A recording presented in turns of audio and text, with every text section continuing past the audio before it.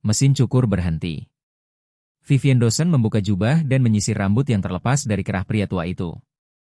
Pria itu meraih dompetnya, tangannya gemetar. Vivian meletakkan telapak tangannya di atas telapak tangan pria itu dan menggelengkan kepalanya. "Pak, yang ini gratis, Pak." Matanya berkaca-kaca. Dia mengangguk sekali, perlahan, berat, dan berjalan keluar tanpa mengucapkan sepatah kata pun. 30 detik kemudian, bosnya memanggilnya ke kantor belakang. Pintu tertutup. Melalui kaca, tangan Denise Whitmore mengayun di udara seperti pisau. Dia berjalan keluar sambil membawa tas dan mesin cukurnya. Dipecat karena potongan rambut gratis. Tapi pria tua itu, dia bukan sembarang orang. Dan apa yang terjadi selanjutnya, tidak ada yang menduganya. Mari kita mundur. 48 jam sebelum potongan rambut itu mengubah segalanya. Pukul 5.45 pagi. Churchill, Richmond, Virginia. Alarm tidak berbunyi. Tidak perlu. Vivian Dawson sudah bangun, berdiri di dapur sempit apartemen satu kamar tidur yang dia tinggali bersama neneknya. Setrika mendesis di baju kerjanya, meratakan setiap lipatan dengan kehati-hatian yang biasanya hanya dilakukan orang untuk pakaian gereja hari Minggu. Di kulkas di belakangnya, ada daftar tugas yang ditulis dengan spidol ungu, foto mendiang kakeknya dengan seragam militer, dan tagihan listrik yang jatuh tempo ditempel magnet berbentuk salib. Tanya Dawson masuk dengan langkah lesu, mengenakan sandal dan jubah rumah, sudah setengah kalimat sebelum kakinya menyentuh lantai linoleum. "Kau menyetrika baju itu seperti gaun pengantin. Gajimu tidak cukup untuk semua pekerjaan menyetrika itu." Vivian tersenyum tanpa mendongak. "Nenek, penampilan adalah setengah dari pekerjaan. Setengah lainnya adalah tip." Tanya membuka kulkas, menatapnya seolah-olah ada hutang, lalu menutupnya kembali. Dan tip bulan lalu tidak cukup untuk membayar tagihan listrik. Dia tidak salah. Vivian tahu persis berapa banyak uang di rekening bank. $211. Sewa rumah $885 jatuh tempo dalam 9 hari. Perhitungannya tidak tepat. Sudah 3 bulan tidak tepat. Namun, ia tetap menyetrika celemeknya, menggantungnya di pengait pintu, menuangkan secangkir kopi untuk Tanya, 1 sendok gula, tanpa krim, dan mengambil tasnya. "Aku akan mengurusnya, Nenek." Nenek selalu mengatakan itu karena aku selalu bisa. Tanya memperhatikan cucunya berjalan keluar pintu depan menuju cahaya pagi yang kelabu dan tidak berkata apa-apa. Namun tangannya bertumpu pada foto di kulkas, foto kakek Vivian, Sersan Staf Theodore Dawson, yang menghabiskan 22 tahun memotong rambut setiap prajurit di unitnya dan tidak pernah memungut biaya sepeser pun. Bus datang terlambat. Selalu terlambat. Vivian berdiri di halte dengan airboot terpasang, memperhatikan lingkungan sekitar yang berlalu melalui kaca yang berkabut. Toko-toko yang ditutup papan, toko pojok dengan jeruji besi di jendela, mural seorang gadis kulit hitam dengan sayap kupu-kupu yang dilukis seseorang selama musim panas dan tidak ada yang repot-repot memberi tanda. Churchill sedang berubah. Kedai kopi baru di satu blok, kayu lapis di blok berikutnya. Gentrifikasi bergerak seperti air, lambat, mantap, dan selektif tentang apa yang disentuhnya. Prestigi Salon and Spa berada tepat di tepi itu. Fasad kaca, tulisan putih, lavender di kotak jendela. Dari luar, tampak seperti milik 3 lingkungan tetangga. Di dalam, tercium aroma pengembang perumahan, kayu putih, dan uang. Tempat kerja Vivian adalah yang terkecil, terletak di dekat bagian belakang di samping lemari persediaan. Dia sudah bekerja di sana selama 2 tahun. Selama waktu itu, dia telah membangun basis pelanggan yang secara khusus meminta jasanya. Wanita yang datang dari seberang kota, pria yang tidak mempercayai orang lain untuk potong rambut. Tangannya teliti dan sabar. Dia bisa melihat kepala seseorang dan tahu apa yang dibutuhkan sebelum mereka mengatakan sepatah kata pun. Tetapi keterampilan tidak menjamin tempat kerja yang lebih besar. Senioritaslah yang menjaminnya. Dan Denise Whitmore, pemilik salon, mengukur loyalitas dalam diam, bukan bakat. Vivian membuka laci tempat kerjanya dan menyentuh buku catatan yang dia simpan di bawah sisir dan jepit rambut. Halaman sampul hitam lembut penuh dengan sketsa, denah lantai, tata letak kursi, logo yang digambar tangan. Dawson adalah tempat pangkas rambutnya, yang akan dia buka suatu hari nanti. Tempat di mana siapapun bisa duduk tanpa mempedulikan isi dompet mereka. Dia telah membangun mimpi ini di atas kertas sejak sekolah tata kecantikan, Tempat dia lulus dengan predikat cum laude dan utang sebesar $18. yang mengikutinya seperti bayangan kedua. Dia menutup laci ketika mendengar suara sepatu hak tinggi Denise berbunyi di lantai. Faiven, sebentar. Denise menariknya ke samping dekat meja resepsionis. Bunga segar muncul di konter semalam. Papan nama baru di jendela. Sesuatu sedang terjadi. Aku butuh kau fokus hanya pada klien yang sudah memesan minggu ini. Tidak ada klien tanpa reservasi, tidak ada layanan gratis, tidak ada pengecualian. Suara Denise rendah tapi tajam. Kita punya peluang besar yang akan datang. Seorang perencana acara perusahaan ingin memesan salon untuk penggalangan dana politik. Orang-orang penting. Apakah kau mengerti? Faiven mengangguk. Rahangnya menegang, tetapi dia tidak mengatakan apa-apa. Setelah Denise pergi, seorang rekan kerja mencondongkan tubuh dari stasiun sebelah. Dia hanya tidak ingin orang yang salah masuk ke sini ketika uangnya datang. Faiven tidak menjawab, tetapi matanya melirik ke kursi kosong di dekat jendela, lalu ke pintu depan, tempat siapapun bisa masuk, siapapun. Dia belum tahu, tapi seseorang akan segera mengetahuinya. Sore berikutnya, pintu depan Prestige Salon terbuka, dan orang yang salah masuk. Harold Caldwell berdiri di pintu masuk seperti orang yang sudah memutuskan bahwa dia tidak pantas berada di sana. Berusia 78 tahun, jaketnya bersih tapi usang, lencana veteran militer di kerah kiri, celananya ketat di lutut. Rambutnya panjang, tidak disisir, keriting melewati telinganya dalam gelombang perak yang tidak rata. Tangannya besar, keriput, gemetar di sisi tubuhnya. Resepsionis mendongak, mengamatinya, lalu menunduk lagi. Harold melangkah ke meja resepsionis. Permisi, Bu. Bisakah Anda menunjukkan arah ke klinik Vea? Saya rasa saya salah naik bus. Resepsionis melambaikan tangan ke arah jalan. 2 blok ke selatan, saya rasa. Mungkin 3. Dia tidak mendongak lagi. Harold mengangguk, berbalik untuk pergi. Dari belakang, Vivian mengamati. Ia melihat getaran di tangannya, peniti di jaketnya, cara ia berdiri tegak, bermartabat, bahkan ketika dunia mengatakan kepadanya bahwa ia tak terlihat. Ia menyeberangi lantai salon. Tuan, Harold berhenti. Kapan terakhir kali Anda potong rambut? Ia berkedip. Oh, saya tidak mencari kursi kosong.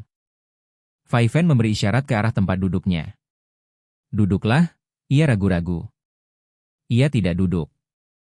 Kumohon. Harold Caldwell duduk di kursi terakhir di Prestige Salon & Spa, dan selama 20 menit berikutnya, sesuatu berubah. Faiven menyampirkan jubah di bahunya, mengalirkan air hangat ke rambutnya. Jari-jarinya bergerak seperti yang diajarkan kakeknya.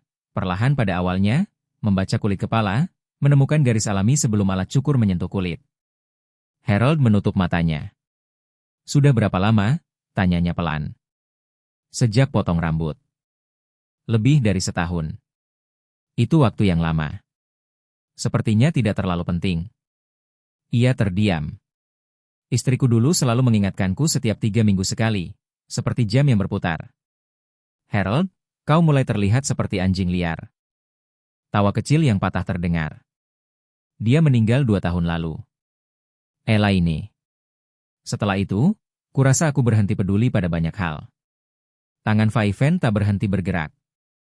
Mesin cukur berdengung. Rambut berjatuhan. Saya turut berduka cita atas istri Anda, Pak. Dia luar biasa. Suaranya melengking. Dia menjaga semuanya tetap utuh. Rumah ini. Aku. Setelah dia pergi, aku hanya duduk di kursi yang sama, menatap jendela yang sama. Faiven bekerja dalam diam sejenak, membentuk potongan rambut di atas telinganya. Bersih, tepat, jenis potongan yang membuat seorang pria tampak 10 tahun lebih muda. Kakekku seorang militer, katanya. Tukang cukur untuk seluruh unitnya, 22 tahun. Dia selalu mengatakan kepadaku bahwa percakapan terbaik terjadi di kursi tukang cukur. Harold membuka matanya dan melihat bayangannya di cermin.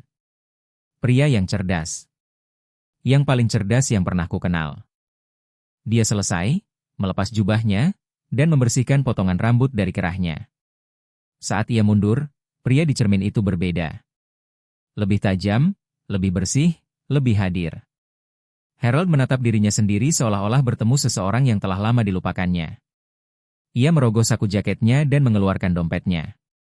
Di dalamnya ada beberapa lembar uang kusut, mungkin $8, mungkin kurang.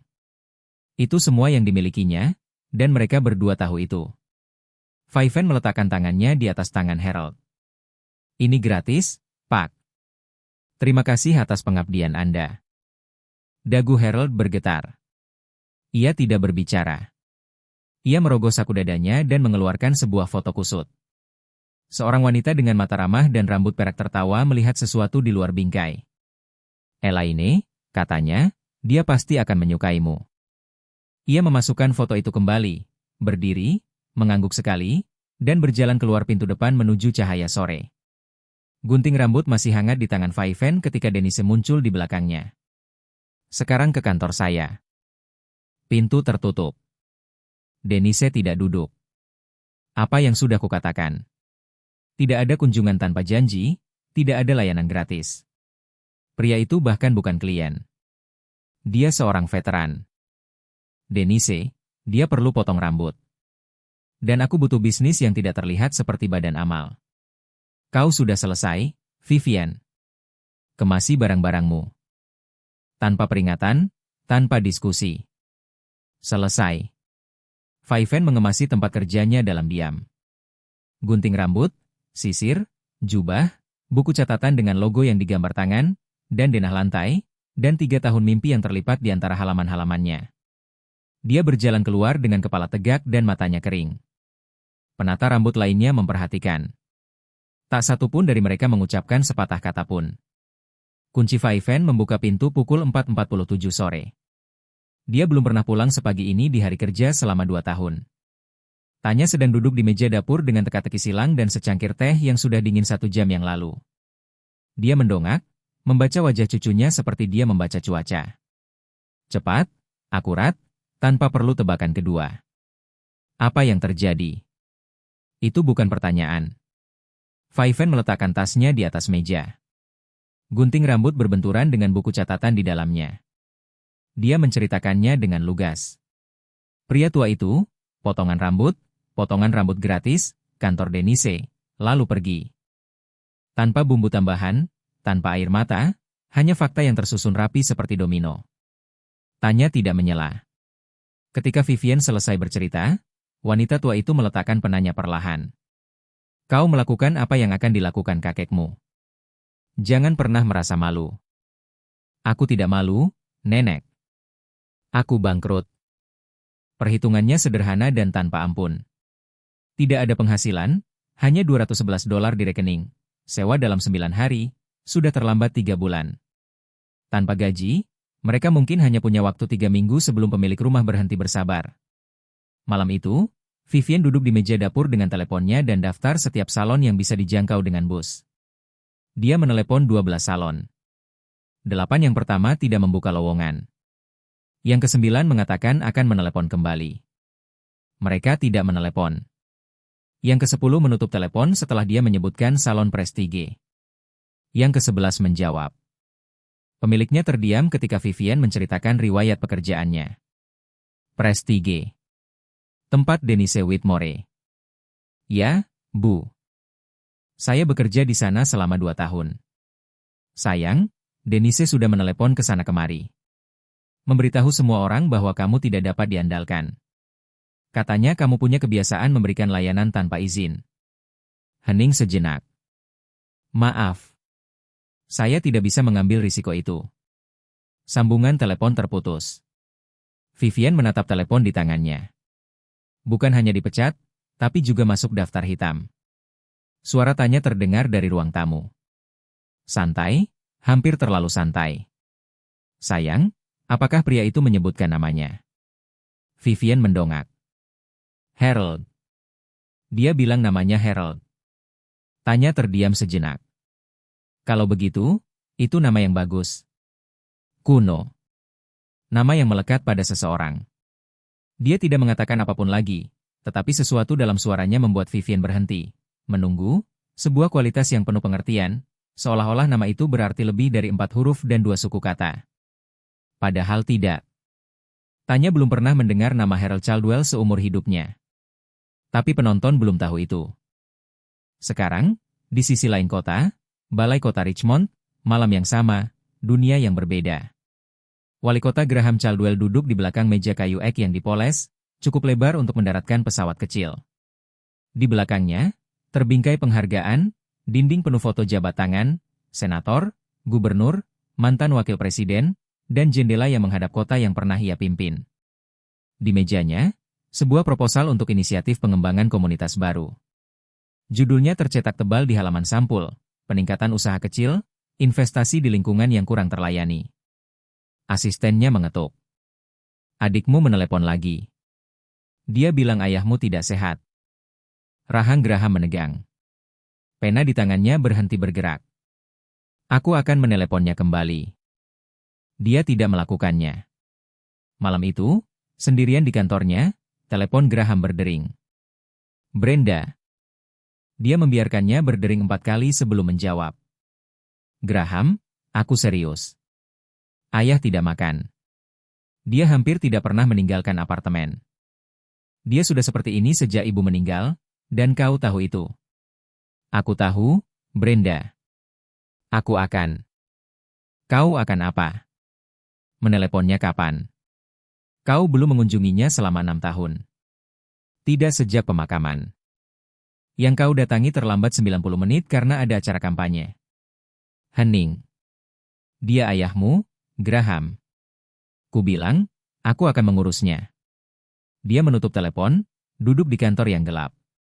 Proposal di mejanya bersinar di bawah lampu meja. Peningkatan usaha kecil. Dan ironinya akan terasa puitis jika ada yang memperhatikan, tetapi tidak ada. Belum. Seminggu kemudian, Vivian melakukan satu-satunya hal yang dia tahu caranya. Dia menyiapkan kursi lipat di trotoar. Tidak banyak, kursi logam dari dapur, jubah plastik yang dia beli di toko serba murah. Gunting rambutnya dicolokkan ke kabel ekstensi yang menjalar melalui jendela apartemen dan ke stop kontak ruang tamu. Sebuah papan kardus tulisan tangan bersandar di teras. Potong rambut. Bayar sesuai kemampuanmu. Churchill memperhatikan. Pelanggan pertama adalah Tuan Irvin dari 4B, 71 tahun, pensiunan pekerja pos, belum potong rambut dengan benar selama berbulan-bulan karena tangannya terlalu gemetar untuk melakukannya sendiri. Dia duduk, curiga. Berapa harganya? Apapun yang kau punya, Tuan Irvin. Ia menyerahkan uang $5 dan sebungkus kue mentega buatan putrinya kepada Vivian. Vivian memberinya potongan rambut terbersih yang pernah ia dapatkan dalam setahun. Ia berdiri, menyentuh bagian belakang lehernya, dan berkata, "Nak, sebaiknya kau jangan ke sini besok. Aku akan mengirim semua orang yang kukenal." Dan ia melakukannya. Pada hari ketiga, antrean sudah terbentuk. Tetangga dari gedung itu, para pria lanjut usia dari gereja baptis 2 blok jauhnya. Seorang remaja bernama Devon yang membutuhkan potongan rambut sebelum wawancara kerja pertamanya di toko kelontong. Seorang ibu tunggal yang membawa anak kembarnya dan membayar dengan sekantong beras dan sebotol selai buatan sendiri. Tanya meletakkan meja lipat di sebelah kursi dan mulai menyajikan limun dalam teko plastik. Seorang tetangga bernama Curtis menyeret radio portabel yang disetel ke stasiun lagu-lagu lawas. Pada akhir minggu pertama, trotoar di depan gedung Vivian tampak kurang seperti tempat pangkas rambut dadakan dan lebih seperti pesta blok yang kebetulan juga menyediakan layanan potong rambut. Vivian tidak menghasilkan uang sungguhan. $5 di sini, 8 di sana, kadang-kadang gratis sama sekali. Tapi dia sedang membangun sesuatu yang belum bisa dia beri nama. Sesuatu yang terasa seperti sketsa di buku catatannya yang menjadi nyata dalam bentuk draft kasar. Komunitas, kepercayaan, sebuah kursi tempat siapapun bisa duduk. Pada hari ke-8, Harold kembali. Dia telah mencarinya, bertanya-tanya di salon. Mereka tidak mau memberitahunya apapun. Bertanya di klinik Vea. Akhirnya, seorang wanita di halte bus mengenali deskripsi Vivian dan menunjuknya ke arah Churchill. Dia berjalan ke kursi trotoar, topi di tangan, tampak seperti pria yang menanggung hutang yang tidak tahu bagaimana cara membayarnya. "Aku mendengar apa yang terjadi," katanya pelan. "Aku tidak bermaksud membuatmu kesulitan, nona muda." Vivian sedang memotong rambut seorang anak laki-laki berusia 12 tahun yang terus gelisah. Dia tidak mendongak. "Anda tidak menyebabkan apapun, Tuan Harold. Bos saya membuat pilihannya. Saya membuat pilihan saya.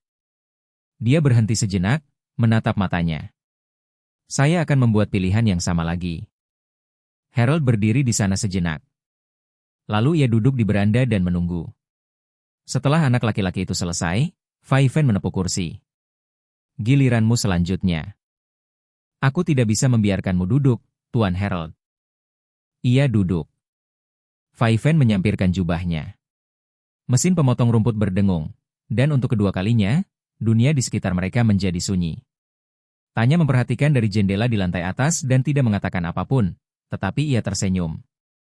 3 hari kemudian, sebuah sedan hijau tua berhenti di pinggir jalan di Churchill dan seorang pria keluar sambil memegang mikrofon dan lencana pers. Russell Byrd, 34 tahun, reporter TV lokal untuk WRI Channel 6. Ia sedang mengemudi melewati lingkungan itu untuk meliput pemadaman air di 2 jalan di seberang ketika ia melihat barisan orang di trotoar dan wanita dengan mesin pemotong rumput di tangannya.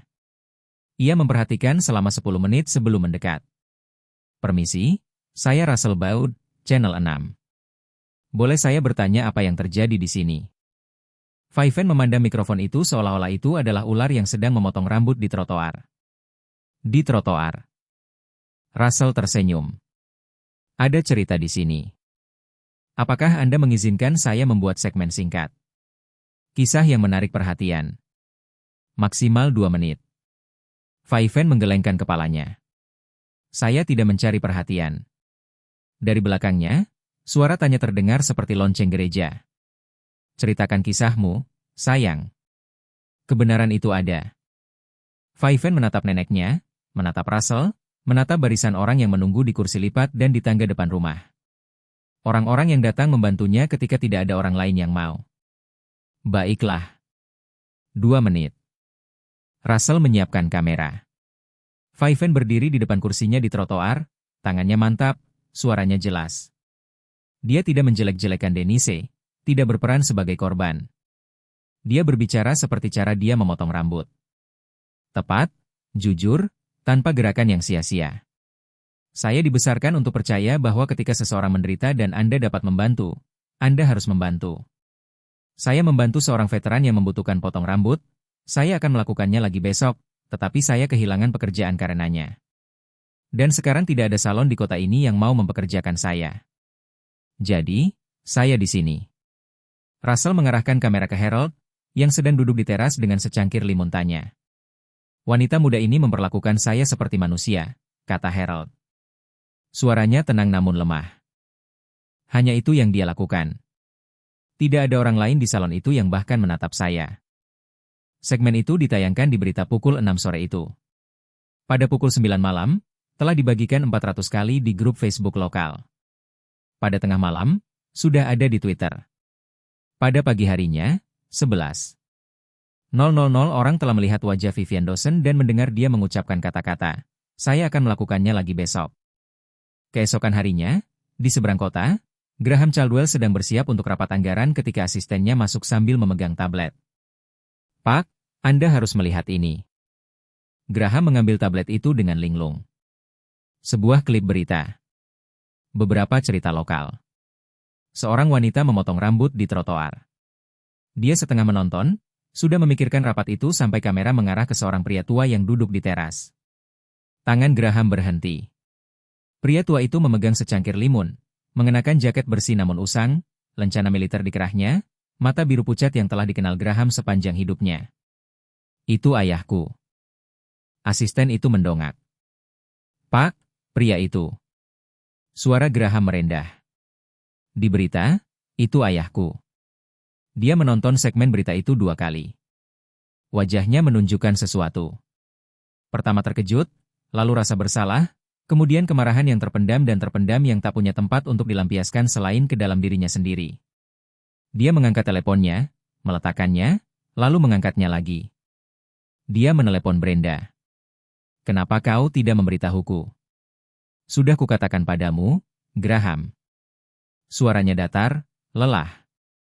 Kau tidak mendengarkan. Sambungan telepon terputus. Graham menatap gambar beku di tablet, wajah ayahnya di trotoar di Churchill, dirawat oleh orang asing. Pria paling berkuasa di Richmond itu tidak pernah merasa sekecil ini. Selama beberapa hari, dunia terasa baik. Segmen berita itu membawa gelombang kecil wajah-wajah baru ke kursi trotoar.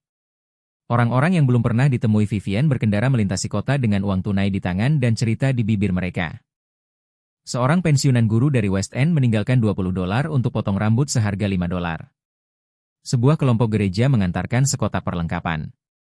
Jubah, sisir, disinfektan, sebuah kartu tulisan tangan yang bertuliskan, "Teruslah berjuang, saudari." Seseorang memulai kotak sumbangan di toko pojok tanpa bertanya. Itu bukan uang yang mengubah hidup, tetapi cukup untuk membayar tagihan listrik dan membeli 1 bulan lagi sebelum pemilik rumah kehabisan kesabaran. Malam itu, Vivian dan Tanya duduk berhadapan di meja dapur. Ayam goreng, sawi hijau, roti jagung. Makan malam pertama yang benar-benar mereka masak dalam beberapa minggu, alih-alih mengumpulkan apapun yang termurah. Apartemen itu berbau mentega dan bawang putih dan sesuatu yang mendekati normal. Tanya meletakkan garpunya dan menatap cucunya. "Kakekmu dulu berkata, kursi itu tidak peduli siapa yang duduk di atasnya. Kaya, miskin, hitam, putih, semua orang membutuhkan seseorang untuk membuat mereka merasa manusiawi." Vivian tersenyum. Dia sering mengatakan itu karena itu sering benar. Pagi berikutnya, Harold muncul di depan pintu apartemen. Bukan untuk potong rambut kali ini. Ia membawa sebuah tanaman pot kecil, berdaun hijau, pot terakota, sedikit miring karena perjalanan naik bus. Elaine selalu berkata bahwa awal yang baru pantas mendapatkan sesuatu yang hijau. Ia mengulurkannya seperti sebuah persembahan. "Aku tidak tahu apakah ini termasuk awal yang baru, tapi rasanya seperti itu." Vivian mengambil tanaman itu, memegangnya dengan kedua tangan. "Ini termasuk, Tuan Harold." Ia meletakkannya di ambang jendela dapur tempat cahaya pagi paling terang masuk. Malam itu juga, 12 mil jauhnya, Graham Caldwell duduk sendirian di ruang kerjanya. Rumah itu gelap. Istrinya sedang tidur. Segmen berita diputar di laptopnya untuk keempat kalinya. Wajah ayahnya memenuhi layar. Mata biru pucat, potongan rambut rapi, senyum samar yang sudah bertahun-tahun tidak dilihat Graham. Ia membuka ponselnya, menggulir ke kontak berlabel ayah. Ibu jarinya melayang di atas tombol hijau. Ia menutup ponselnya. Bukan malam ini. Carl Hutchins membutuhkan waktu tepat 48 jam untuk mencium bau darah. Hutchins adalah anggota Dewan Kota dari Distrik Ketiga Richmond, seorang pria yang telah menghabiskan 2 tahun terakhir mencari celah dalam benteng Graham Caldwell dan tidak menemukan apapun.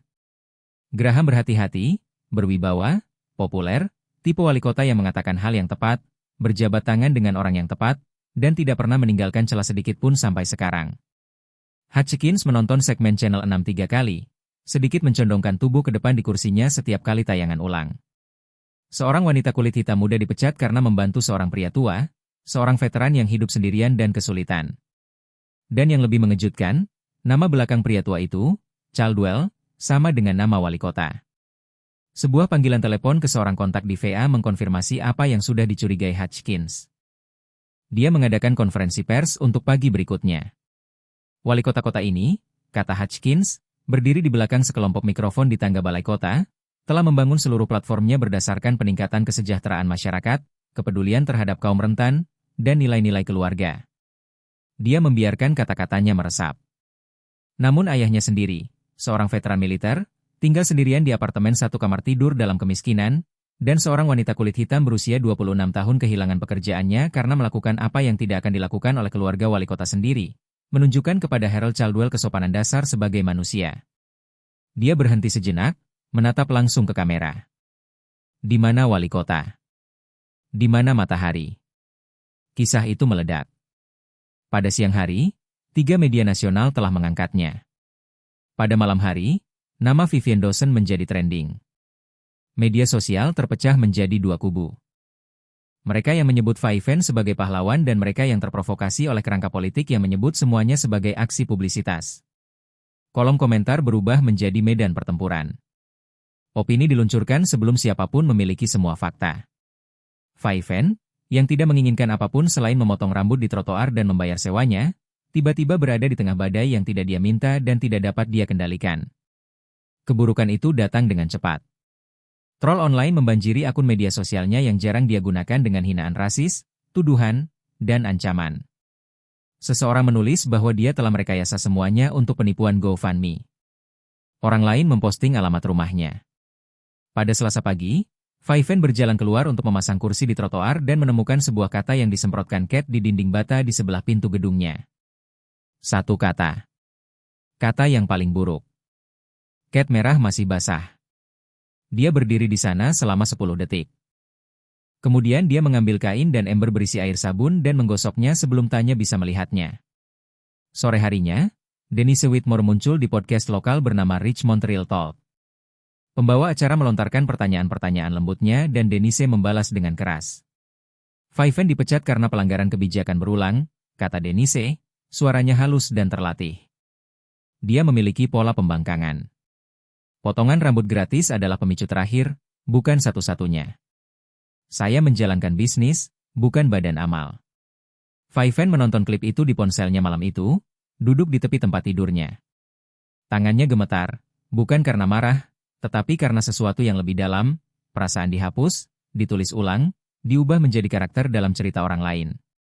Tanya masuk, melihat layar, dan mematikannya. Jangan biarkan mereka menulis ulang ceritamu, sayang. Mereka tidak punya pena. Keesokan paginya, Harold muncul di pintu Faiven. Dia tidak mengenakan jaketnya. Matanya merah. Dia tampak seperti pria yang belum tidur. Aku sangat menyesal, katanya. Ini semua salahku. Seandainya aku tidak masuk ke salon itu. Tuan Harold, silakan. Vivian minggir untuk mempersilakan dia masuk. Anda perlu potong rambut. Itu saja. Semua ini bukan salah Anda. Harold duduk di meja dapur. Tanya membawakannya kopi tanpa diminta. Dia menggenggam cangkir itu dengan kedua tangannya dan menatapnya lama. Kemudian dengan tenang, anakku adalah wali kota. Apartemen itu menjadi hening. Faiven berkedip. Apa? Graham memanggil. Yah, dia anakku. Suara Harold hampir tak terdengar. Kami belum berbicara selama 6 tahun. Tidak sejak pemakaman ibunya. Aku memberitahumu karena kau berhak tahu kebenaran dan karena kupikir sudah waktunya aku berhenti menyembunyikannya. Faiven duduk di seberangnya. Dia terdiam cukup lama. Lalu mengapa kau memberitahuku ini, Tuan Harold? Karena mereka menggunakanmu untuk menjebaknya dan kau tidak setuju dengan itu. Aku juga tidak. 2 hari kemudian, jebakan itu datang.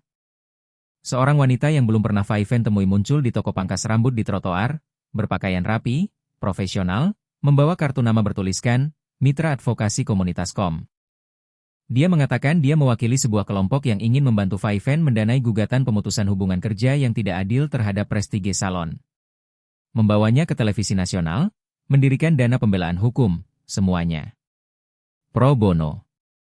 Kami percaya pada ceritamu, Vivian. Kami ingin memperbaiki ini. Kedengarannya seperti penyelamatan. Tapi berbau politik. Faiven mengambil kartu itu. Malam itu, dia menunjukkannya kepada Tanya. Tanya membalik-balik kartu itu di jarinya. Siapa yang diuntungkan dari kemarahanmu, sayang? Kau atau mereka? Vivian memikirkan Harold yang duduk di meja dapurnya, mengatakan kebenaran padanya dengan tangan gemetar. Dia memikirkan Graham Caldwell, seorang pria yang belum pernah dia temui, yang ayahnya lebih baik padanya daripada majikannya sendiri. Dia memikirkan kata-kata di dinding, podcast, komentar, kamera, dan semua orang yang ingin menggunakan penderitaannya sebagai senjata. Keesokan paginya, dia menelepon nomor di kartu itu. Terima kasih atas tawarannya, tapi saya tidak tertarik. Faiven, kau tidak mengerti apa yang bisa kami lakukan untukku. Aku mengerti dengan baik. Aku tidak akan menjadi senjata siapapun. Bukan melawan putra seorang pria tua. Dia menutup telepon. Tanya, yang mendengarkan dari ambang pintu dapur, mengangguk sekali. Kakekmu pasti akan mengatakan hal yang sama. Harold Caldwell tidak pernah meminta apapun kepada putrinya selama 6 tahun. Bukan uang, bukan teman, bahkan bukan telepon di hari ulang tahunnya. Dia adalah pria yang sombong, dan kesombongan memiliki cara untuk membangun tembok yang tampak seperti kekuatan dari luar dan terasa seperti penjara dari dalam. Namun pada suatu pagi Kamis, ia naik bus ke rumah Brenda Caldwell More di West End, mengetuk pintunya, dan meminta bantuan, bukan untuk dirinya sendiri. Dia kehilangan pekerjaannya karena saya, kata Harold, sambil duduk di meja makan Brenda dengan secangkir teh yang belum disentuhnya. Dia sedang dipermalukan habis-habisan. Orang-orang membicarakannya di internet, mantan bosnya berbohong tentangnya di radio, dan kau tahu apa yang dia lakukan ketika mereka menawarinya uang untuk mengejar Graham. Dia menggelengkan kepalanya. Dia bilang tidak. Menolaknya mentah-mentah. Bilang dia tidak akan digunakan sebagai senjata melawan putra seorang pria tua. Brenda duduk di seberangnya, memperhatikan wajah ayahnya. Dia belum pernah melihat ayahnya seantusias ini selama bertahun-tahun. Sejak sebelum ibu meninggal. Sejak sebelum keheningan menelan segalanya. Dia orang baik, Brenda. Lebih baik dari kita semua. Ayah, aku tidak memintamu untuk memperbaiki hidupku. Aku sudah berdamai dengan keadaan antara aku dan Graham. Tapi gadis ini tidak pantas mendapatkan apa yang terjadi padanya. Dan kakakmu adalah satu-satunya orang di kota ini yang memiliki kekuatan untuk melakukan sesuatu tentang itu. Brenda pergi ke balai kota sore itu. Dia tidak menelepon terlebih dahulu, tidak menjadwalkan pertemuan. Dia berjalan melewati asisten Graham dengan otoritas yang hanya bisa dimiliki oleh seorang kakak perempuan yang mengganti popokmu dan menutup pintu kantor di belakangnya. Graham mendongak dari mejanya. Brenda, aku sedang di tengah-tengah. Ayah datang menemuiku. Graham berhenti. Bukan tentangmu. Bukan tentang berita. Bukan tentang sirkus politik ini. Dia duduk di seberangnya tanpa diundang. Dia datang untuk memintaku membantu wanita yang memotong rambutnya. Wanita yang dipecat, wanita yang sekarang sedang dihujat karena melakukan sesuatu yang baik. Graham bersandar. Wajahnya seperti topeng. Tapi keretakan terlihat dari ketegangan di sekitar matanya, dari cara tangannya mencengkeram sandaran tangan. Ini bukan lagi tentang politik, Graham. Ayah datang kepadaku karena dia tidak bisa datang kepadamu. Dia tidak memintamu untuk memperbaiki hidupnya. Dia memintamu untuk membantu orang lain. Orang asing menunjukkan kebaikan kepadanya lebih dari yang dilakukan putranya sendiri dalam 6 tahun. Dia membiarkan itu meresap. Renungkan itu. Graham tidak berkata apa-apa. Brenda berdiri. Dia sudah setengah jalan menuju pintu ketika dia berbalik. Dia tidak marah padamu, Graham. Dia bangga padamu. Dia mengatakan itu kepada reporter di depan kamera. Seluruh kota mendengarnya. Suaranya melembut. Tapi kebanggaan tidak. Menghangatkanmu saat kau sendirian. Pintu tertutup di belakangnya. Graham duduk dalam keheningan untuk waktu yang lama. Di seberang kota, Russell Byrd bekerja lembur. Kisah aslinya adalah segmen Human Interest berdurasi 2 menit.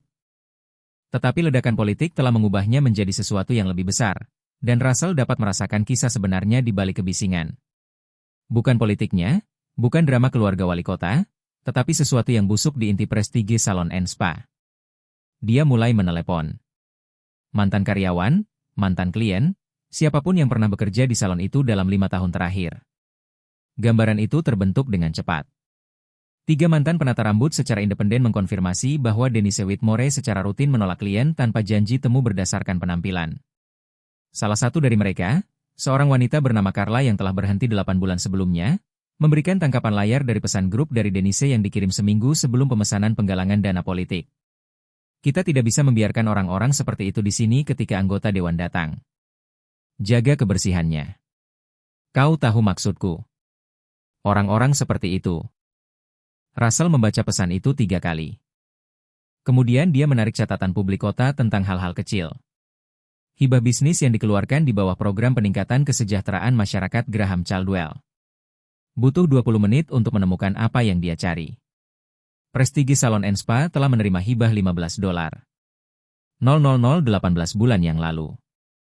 Aplikasi yang ditandatangani oleh Denise Whitmore berisi bagian berjudul Pernyataan Komitmen Komunitas di mana dia berjanji untuk menyediakan layanan yang mudah diakses dan inklusif kepada semua penduduk Richmond tanpa memandang pendapatan atau latar belakang.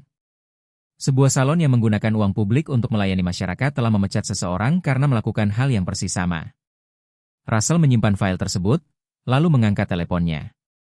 Dia masih harus melakukan satu panggilan lagi. 3 minggu setelah Vivian Dawson dipecat karena memberikan potongan rambut gratis seharga $22, Wali Kota Graham Caldwell mengadakan konferensi pers. Ruang pers Balai Kota penuh sesak. Setiap media lokal hadir. 2 jaringan nasional, blogger, podcaster, jurnalis warga dengan kamera ponsel diangkat tinggi. Di barisan belakang, Carl Hutchins duduk dengan tangan bersilang dan senyum tipis di wajahnya, sudah menyusun siaran pers yang akan dia kirim begitu Graham tersandung. Russell Byrd berdiri di dekat depan, buku catatan terbuka, pena masih diam. Graham ia berjalan ke podium.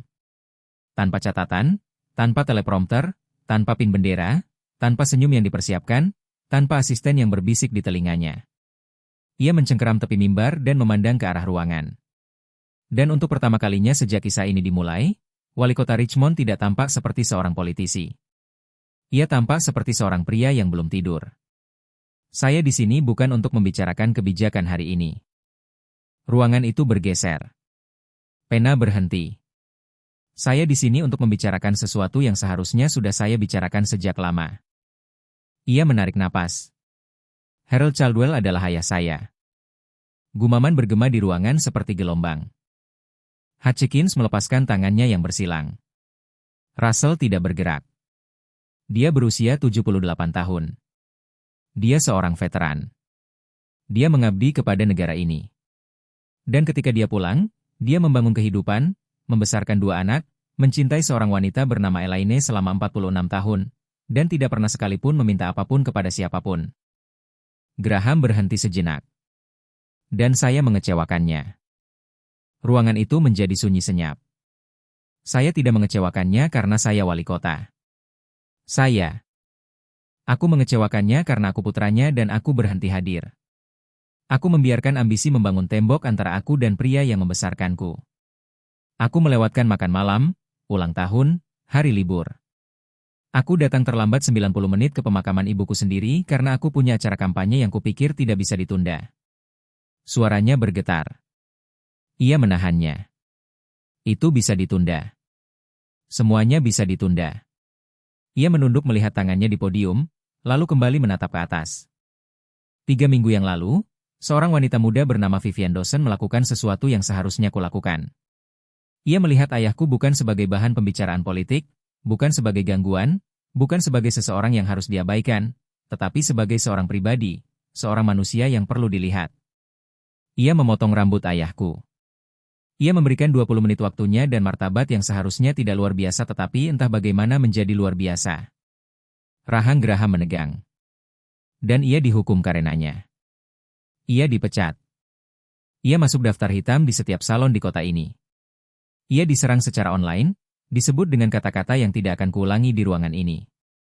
Mantan majikannya tampil di podcast dan dia berbohong tentang catatan kerjanya. Dan di tengah semua itu, Vivian Dawson tidak marah. Dia tidak mengajukan gugatan. Dia tidak menjual ceritanya. Dia meletakkan kursi di trotoar dan terus memotong rambut. Dia membiarkan itu begitu saja. Dia ditawari uang untuk mengutuk saya di depan umum. Dia menolaknya. Seorang wanita berusia 26 tahun dengan utang mahasiswa sebesar $18. Dan tunggakan sewa selama 3 bulan menolak bayaran termudah dalam hidupnya karena dia menolak untuk digunakan sebagai senjata melawan seorang pria yang belum pernah dia temui karena pria itu adalah ayah dari pria tua yang telah dia bantu. Ruangan itu begitu sunyi sehingga suara dengungan AC terdengar keras. Saya tidak pantas mendapatkan kebaikan seperti itu, tetapi Vivian Dawson tetap memberikannya. Bukan kepada saya, tetapi kepada ayah saya. Graham menegakkan tubuhnya. Ketika dia berbicara lagi, suaranya tidak lagi bergetar. Suaranya jernih. Hari ini, saya mengumumkan 3 tindakan. Pertama, tinjauan formal terhadap semua hibah usaha kecil yang dikeluarkan di bawah program peningkatan kesejahteraan masyarakat kota untuk memastikan bahwa setiap penerima menjunjung tinggi komunitas. Standar layanan yang mereka janjikan untuk dipenuhi. Tinjauan itu akan dimulai dengan Prestige Salon & Spa, yang menerima hibah $15. 18 bulan lalu sambil mempertahankan praktik yang justru bertentangan dengan inklusivitas. Senyum Hutchins menghilang. Kedua, Inisiatif hibah mikro baru untuk ahli kecantikan dan tukang cukur independen di lingkungan yang kurang terlayani yang didanai melalui program Uplift yang sudah ada. Jika kita akan berbicara tentang investasi komunitas, kita perlu memberikan uang kepada orang-orang yang benar-benar melakukan pekerjaan itu. Russell menulis dengan cepat. Ketiga, dan ini bukan dari kantor wali kota. Ini dari saya pribadi. Saya berhutang maaf kepada Vivian Dawson. Bukan karena kantor saya mengecewakannya, meskipun memang demikian. Tetapi karena saya mengecewakannya. Karena saya tidak ada di sana untuk pria yang dia bantu ketika seharusnya saya ada. Dia berhenti sejenak, menatap langsung ke kamera tengah, dan mengucapkan 10 kata yang akan diputar ulang, dibagikan, dicetak, dan dikutip selama berbulan-bulan mendatang. Kebaikan seharusnya tidak mengorbankan mata pencaharian Anda. Tidak di kota saya. 2 detik hening, lalu tepuk tangan. Bukan tepuk tangan sopan, bukan tepuk tangan politik, tapi tepuk tangan yang datang dari lubuk hati. Malam itu, Graham berkendara melintasi kota menuju sebuah apartemen 1 kamar tidur yang belum pernah ia kunjungi selama 6 tahun. Bangunannya lebih kecil dari yang ia ingat. Lorongnya berbau karpet tua dan sisa makan malam seseorang. Ia berdiri di depan apartemen 3C dan mengetuk. Harold membuka pintu. Ia mengenakan kemeja bersih. Rambutnya rapi. Potongan rambut Faiven masih mempertahankan bentuknya setelah 3 minggu. Ayah dan anak itu saling memandang untuk waktu yang lama. 6 tahun keheningan berdiri di antara mereka seperti perabot di ruangan gelap. Kau terlihat lelah, nak. Ya, ayah. Harold menyingkir. Graham masuk. Apartemen itu kecil, rapi, dan tenang. Sebuah lampu menyala, semangkuk sup di atas kompor. Di meja dapur, dalam bingkai sederhana, foto Elaine, mata yang ramah, rambut perak, tertawa pada sesuatu yang tidak terlihat. Graham mengambilnya, memegangnya dengan hati-hati seperti memegang sesuatu yang selama ini kau takut sentuh. Maaf aku tidak ada di sana untuk pemakaman, untuk semua yang terjadi setelahnya. Harold duduk di meja makan. Kau di sini sekarang. Mereka tidak menyelesaikan semuanya malam itu. Bukan begitu caranya. Tidak dalam kehidupan nyata. Tidak dalam cerita ini. 6 tahun keheningan tidak akan hilang hanya karena semangkuk sup. Tapi Graham tetap tinggal. Dia duduk berhadapan dengan ayahnya di meja dapur kecil dan mereka makan sup dan roti yang dipanaskan kembali dan mereka membicarakan hal-hal kecil. Cuaca, lingkungan sekitar, seekor burung yang sedang membuat sarang di ambang jendela Harold. Itu tidak cukup, tetapi itu adalah permulaan.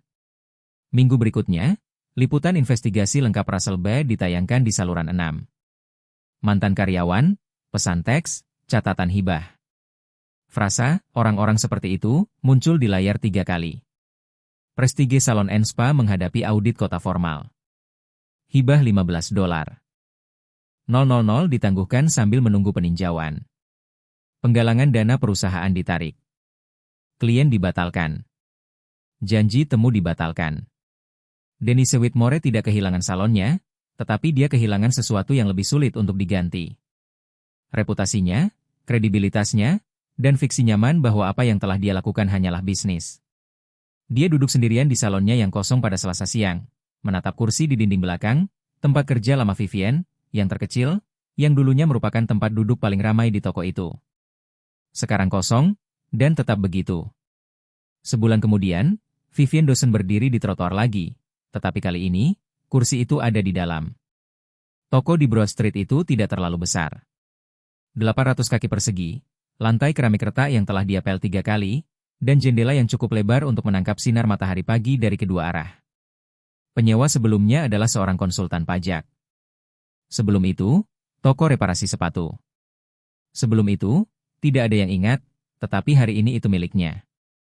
Papan nama dipasang pukul 9 pagi itu. 2 pria dari lingkungan sekitar mengangkatnya ke braket di atas pintu sementara Tanya mengawasi dari trotoar, menunjuk dan mengoreksi seolah-olah dia telah memasang papan nama seumur hidupnya. Dawson S, kursi untuk semua orang. Di dalam, 2 kursi tukang cukur duduk berdampingan. Yang pertama adalah kursi baru berbahan krom dan kulit hitam, dibeli dengan hibah mikrokota dan penggalangan dana komunitas kecil yang diorganisir oleh pemirsa Russell dalam 4 hari. Yang kedua lebih tua, kulit usang, alas besi berat, goresan kecil di sandaran tangan kanan tempat tangan generasi sebelumnya pernah bersandar. Kursi itu dulunya milik Sersan Staf Theodore Dawson, dan seorang tetangga bernama Curtis telah menghabiskan 2 minggu untuk memperbaikinya di garasinya tanpa diminta. Di dinding di belakang kursi, sebuah foto berbingkai kakek Faiven dalam seragam dinas Angkatan Darat. Di sampingnya, sebuah tanda kecil tulisan tangan. Veteran selalu bebas. Di ambang jendela, tanaman pot berdaun hijau dalam pot terakota, sedikit miring karena perjalanan bus. Harold adalah pelanggan pertama. Dia masuk pukul 9.15, mengenakan jaket bersih, lencana militernya dikerah. Dia duduk di kursi antik, kursinya sekarang, meskipun tidak ada yang mengatakannya dengan lantang, dan Faiven menyampirkan jubah di bahunya. Seperti biasa, Tuan Harold. Dia menatapnya di cermin dan tersenyum. Senyum yang tulus. Senyum yang biasa ada di wajahnya. Sudah 2 tahun lupa cara membuatnya. Seperti biasa. Mesin pemotong rambut berdengung. Rambut berjatuhan. Radio memutar musik lembut. Bel di atas pintu berbunyi. Graham Caldwell masuk. Bukan dengan setelan jas, bukan dengan kamera. Bukan sebagai wali kota. Hanya seorang pria dengan jaket Sabtu membawa tanaman pot kecil. Dia berkata di atas meja. Ayahku bilang ini yang kau berikan untuk awal yang baru. Faiven melihat tanaman itu, melihat Harold, melihat Graham. Dia mengambilnya dengan kedua tangan dan meletakkannya di jendela di sebelah yang pertama. Benar. Toko itu perlahan terisi sepanjang pagi. Tetangga lama dari Churchill. Wajah-wajah baru dari seberang kota. Seorang remaja yang sedang merapikan rambutnya. Seorang wanita tua yang hanya ingin duduk dan menonton. Hitam, putih, tua, muda, memenuhi kursi, memenuhi ruangan, memenuhi ruang dengan suara mesin pemotong rambut, percakapan, dan tawa. Tanya duduk di dekat pintu dengan gambar limun dan ekspresi wajah yang mengatakan semua yang tidak akan pernah dia ucapkan dengan lantang. Kursi itu tidak peduli siapa yang duduk di atasnya. Tidak pernah. Setahun kemudian, kedai pangkas rambut Dawson memiliki 2 karyawan, daftar tunggu di hari Sabtu, dan sebotol limun yang selalu diisi ulang oleh Tanya setiap pagi, entah diminta atau tidak. Harold datang setiap 2 minggu sekali pada hari Sabtu. Kursi yang sama, waktu yang sama. Dia telah menjadi sosok yang tetap ada, membaca koran di pojok, menyapa setiap pelanggan dengan nama, menceritakan kisah tentang Elaine kepada siapapun yang mau mendengarkan. Terkadang Graham datang bersamanya. Tidak setiap kali, tetapi cukup sering. Mereka belum sepenuhnya pulih. 6 tahun tanpa kabar tidak akan hilang dalam 12 bulan, tetapi mereka sedang berbicara. Mereka sedang berusaha. Dan untuk saat ini, itu sudah cukup. Vivian menyapu lantai di penghujung hari Sabtu yang panjang. Toko itu kosong. Radio diputar pelan. Dia berhenti, bersandar pada sapu, dan melihat foto kakeknya di dinding. Sersan Staf Theodore Dawson, pria yang mengajarkannya bahwa kursi tukang cukur adalah tempat paling jujur di dunia. Dia tersenyum, mematikan lampu, mengunci pintu. Di luar, papan nama bersinar di bawah lampu jalan. Kursi untuk semua orang. Vivian Dawson dia tidak berniat mengubah apapun. Dia hanya memotong rambut seorang pria tua. Tapi itulah yang terjadi dengan kebaikan. Anda tidak pernah tahu kehidupan siapa yang akan Anda sentuh atau hati siapa yang akan Anda buka. Jika cerita ini menyentuh hati Anda, bagikan dengan seseorang yang perlu mendengarnya. Klik berlangganan agar Anda tidak ketinggalan cerita selanjutnya karena cerita seperti ini ada di luar sana dan layak untuk diceritakan. Vivian kehilangan pekerjaannya, masuk daftar hitam hanya karena dia memotong rambut seorang veteran tua secara gratis. Tapi tahukah Anda apa yang dia katakan kepada saya saat itu? Saya akan melakukannya lagi besok. Dan itu benar. Itulah keseluruhan ceritanya. Lihat, Dennis dan lainnya mengambil $15. 000 uang publik, menandatangani surat yang menyatakan dia akan melayani masyarakat, dan kemudian menemukan seorang gadis untuk menyelamatkan masyarakat. Itu sudah menjelaskan semuanya. Beberapa orang mengenakan kebaikan seperti sebuah kebiasaan. Vivian mengenakannya seperti kulit karena kakeknya menghabiskan 22 tahun memotong rambut untuk tentara dan tidak pernah berhubungan seks dengan siapapun. Itu bukan alasan. Itu darah. Dan ketika para politisi datang mengetuk, menawarkan uang kepada pengacara, kamera mencoba untuk memutarbalikkan fakta. Dia mengubah rasa sakitnya menjadi senjata melawan wali kota. Dia berkata tidak. Usia 26 tahun, dengan kedalaman 18,000, terlambat 3 bulan, dan dia tetap berkata tidak karena dia tidak akan membiarkan seseorang menggunakan hatinya untuk menyakiti putra seorang pria tua. Itulah bagian yang membuatku terharu. Fan tidak hanya menunjukkan kebaikan hati. Dia juga menunjukkannya kepada orang-orang yang mencoba menghancurkannya dengan menolak menjadi seperti yang mereka inginkan. Jadi aku harus bertanya sesuatu yang nyata kepadamu. Siapa yang mengajarimu untuk peduli? Ibumu? Nenekmu? Orang asing yang muncul ketika tidak ada orang lain? Dan pertanyaan yang lebih sulit, apakah kamu masih menjalani apa yang mereka ajarkan kepadamu? Beritahu aku di kolom komentar. Bagikan, sukai, dan berlangganan. Dan ingat, kursi yang baik tidak pernah bertanya siapa yang duduk di atasnya. 1.